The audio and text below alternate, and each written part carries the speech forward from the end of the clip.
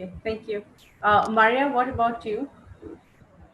Okay, I can tell you what we are doing at ABBA English. I mean, in this situation, we know that we had a very good product, so we needed more visibility, and we wanted more people to know our product. So we decided to give it for free to many institutions and to many countries and to many schools. And I can tell you that our revenues also growth a lot because of that decision that we took in March. And now I can tell you that the renewal that we have, because it is a subscription base, it is working very well because of the fact that the users are different.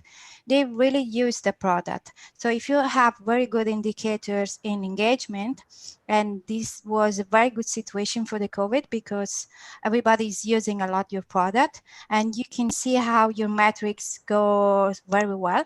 But then you need to treat it very well, because you need to give them more content, and you need to be able to treat it very well in the future.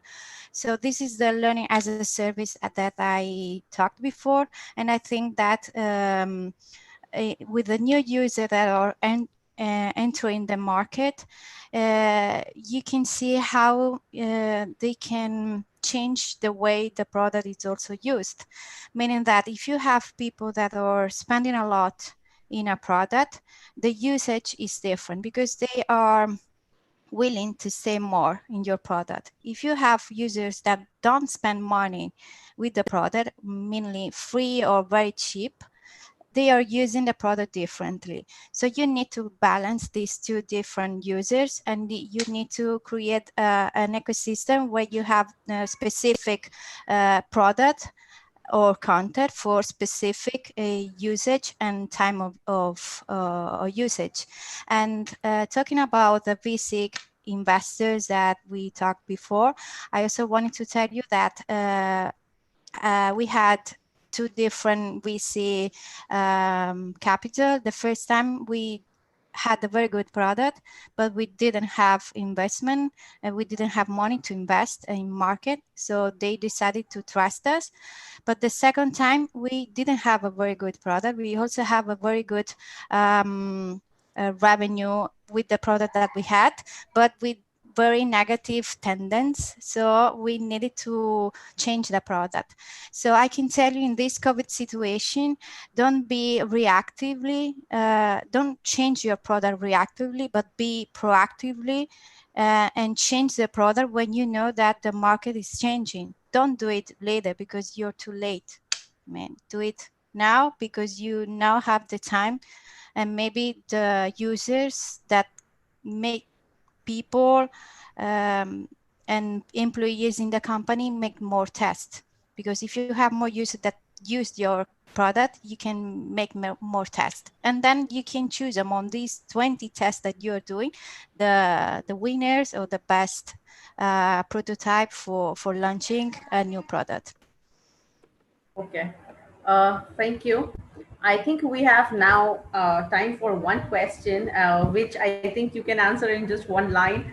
And I'm sorry for that. But it's one of my favorite questions is, if you look back now in retrospect, what is one thing that you would have done differently, like that you would not have done, or probably that you should have done? So either of these two, something that you should have done or should not have done. So if Faye, we could have a short answer from you about that. For my personal experience, it would just be about going into EdTech entrepreneurship in general. I would have liked to work for an EdTech company before I started my journey. Just to quickly wrap up here, doing a startup is hard enough, but they say doing an EdTech startup is building a startup on hard mode. So it's even more difficult than the typical startup. So you want to make sure that you have your best bets laid out and go collect that experience beforehand. Okay, thank you. Shweta, what about you? Something you should have or should not have done? So one thing I think I should have done and paid a lot of attention to personally in the startup is the growth, the growth function. So I have always looked at the learning. So I'm the chief learning officer, or the product person. But I think growth and product go so much hand in hand, and I've always thought about user retention and user delight, but I feel that I should have also from the early days thought also about user delight at top of the funnels as well, and not when somebody is just coming into the program. So yeah, that's probably something I would do differently next time. Okay, thanks. What about you, Noor? What would you say you should have or should not have done? I should not have continued with my journey as a solo founder. It's really, really, really challenging. Next time, I'm definitely gonna have someone equally invested in the celebrating the wins and also bearing the challenges. Also, I would just, like I said earlier, I would just be laser focused on one thing and one thing only. It either breaks or it either succeeds. And the earlier it breaks, the better we can pivot, the faster we can pivot. Great. Diane, what about you? Something. Yeah. My biggest learning is that we are developing an API, which means that we are integrating technologies into somebody else's environment. And that's why we spend way too much time on the needs of our customers, the ones who are buying our technology, instead of really, really listening to the users. And we thought that our customers, the big publishers, would know how to use our technology and to do the UX, the last mile, right, best.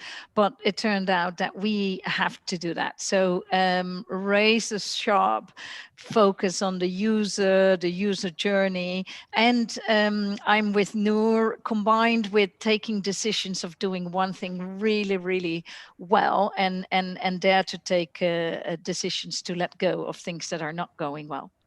Thank you. Maria, what about you? Well, in our case, I can tell you about a thing that we did 2 years ago. We decided to grow faster, to grow our database, and we decreased the price of our product dramatically, and it didn't work because we had a subscription model, and you know that subscriptions in the subscription model, the renewals are very important because the renewals are making you your ticket higher, the ticket price of the company. So we didn't have much renewals that couldn't balance the loss that we had in at the beginning. So we grew a lot, but couldn't manage to find the place to manage this growth with our customers, because we didn't have enough money for investing in creating a product for all the customers. So I can tell you that if you have a very good product, just believe in it and try to find the best business model that fits with the product. So you can have a very high quality product, but don't make it cheaper because it doesn't work. If you have a very another strategy that combine this, maybe it can work in the future. So I can tell you that 2 years later, we completely changed the product. We managed to increase the price, and now we also have another source of incomes that comes from other products that we were able to create in at the same times. So when you have a problem, don't be stressed about it. Just create another strategy, and in a couple of years or maybe in a couple of months, you never know, it can work again. But it's a matter of believing in a combination of business model and product. They can't be separated. I mean, you have to find the good combination, and it works. And it works. Yeah. Thank you so much. And now I'll hand over the screen to Jatin to wrap up the session, even though we don't want to let you go, but time is a constraint. So there are Jatin, lot over many to other you. questions. I've shared the LinkedIn thread in the chat. So in case if you want to ask more questions to our speakers, you can reach out to them on LinkedIn or tag them. So one other thing that there was a question, but you can give in a rapid fire way of answer. What is the big white spaces you see in EdTech that if a new early stage startup founder wants to get into EdTech, this is something if they try, there are very high odds of they getting a success. Diane, according to you, what are those big white spaces? One line answer to that. Oh, go digital, right? Go digital, look at content. Is that what you're looking for, the answer, or not? Didn't understand it right. Anything specific in that? Say that one more time. Anything specific in that, like create digital courses where yoga teachers can teach their courses, like that could be one, but anything that you could observe. Absolutely, the need for right, tailor-made, personalized content that matches the curriculum to support digital learning. Awesome. Maria, according to you? Well, I would think about kids, because kids and K-12, because now they are going at school and they need specific skills. They need tech skills and they need communicative skills that are already born in a digital environment. So if you are able to enter this ecosystem, then they will follow you again in the future. So start doing what, for example, Oxford did it or Cambridge did it. They start from the very beginning of the ecosystem, start from the kids maybe, and then you can have andragogy, and then you can have learning as a service, and then you can have everything. But if you have an ecosystem of different users, maybe you can find a way to match everything. Awesome. We have a hard stop at 7:55. So just one line answer. Shweta, according to you? I just pinged it as well. I think LinkedIn for learning, I would say that's my, I think something like that doesn't exist today. And people are learning so much, way too much online. And as a learner, let's say if I'm going through Andrew NG's course on Coursera, I want to be able to talk to thousands and lakhs of other learners globally and, you know, be able to interact. Nour, according to you, just one line answer to it, because I have another question after that. Yeah, I would say whatever you're building, make sure you're solving a problem. Just because EdTech is now all about the hype, don't just build it because there might be money or just you hear about it. Make sure you're solving an actual problem for your users. Awesome. Faye, according to you, which is one big opportunity? Being able to measure the ROI of learning.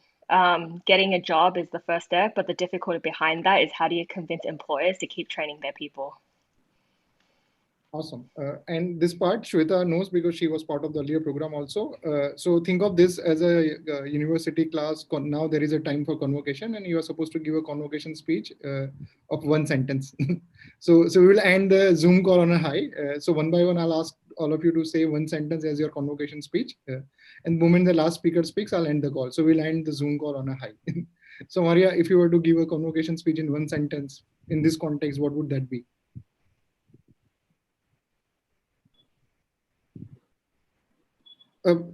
We couldn't hear you, Maria. Can you? Yes. Yeah. Can you repeat the last question? Yeah. So more like your one-line message to the founders, but in a convocation style, in one sentence. Okay, so be able to make mistakes, and I can tell you that if you want to raise money or with a VC capital, they wouldn't invest in a company that isn't able to make mistakes. I mean, you have to be aware that the fact that if you're able to test and make mistakes, you are the engine that can work, and finally you can find the right piece that is missing. Correct. Very well said. One sentence only. What would that sentence be from you? Education is a very big landscape with a lot of problems to solve. So if you're passionate about it, if you're interested in getting involved, like definitely do dive in because it needs as many smart people as possible. Awesome. Shweta? Corollary actually to what Faye just said, education is a very hard problem to solve as well. So get into it only if you're truly there. Correct. Nour? Yeah, so the education market, there's still a lot more to disrupt. It has been traditional for as long as I can remember, and now COVID got the market ready. Like maybe got it 5 or 10 years ahead. It was gonna take us that much time to get where we are. So now is the right time to disrupt if anybody wants to build something. Awesome. Thank you so much, everyone. We'll just, the moment Diane finishes her sentence, I'll end the call. At 8 p.m., we have a session with the investors from Europe, and a lot of other interesting sessions are coming up. So go to CoRiseSummit.com. You'll discover more. Before the final one, I'm just doing this announcement so that people pay attention to it. Diane, once you finish your sentence, I'll end the call. That's clear. Yes. All right. So yeah, my one-liner would be that choose a topic that you're really passionate about and that really inspires you. Awesome. Thank you so much, everyone, and see you all on LinkedIn, Twitter, or wherever.